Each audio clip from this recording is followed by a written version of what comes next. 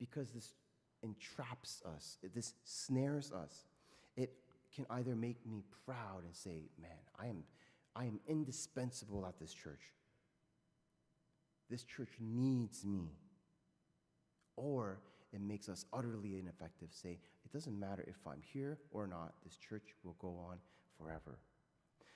Liberation from judgment, when we free ourselves from the validation of this world, this is what frees us to do what God calls us to do.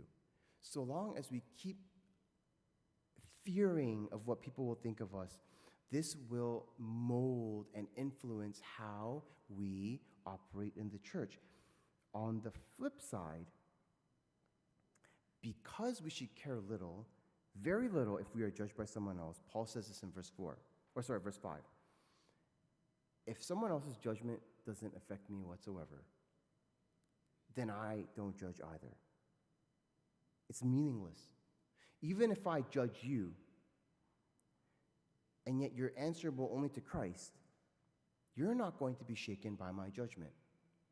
So my judging is a waste of thought, it's a waste of breath. Paul says, judge nothing, because everything will be clear, everything will be exposed by the light when the Lord returns. Now, we have to be clear. You know some people, and I know some people who will snap back at us and say, oh, you can't judge me. Only God can judge me. There's only one judge. But we say this to justify what? Continuing on with our sinful lives. We ought not to judge, but it's very important, and this is not from our text, but it's important we distinguish this from, as brothers and sisters, the responsibility we have as what?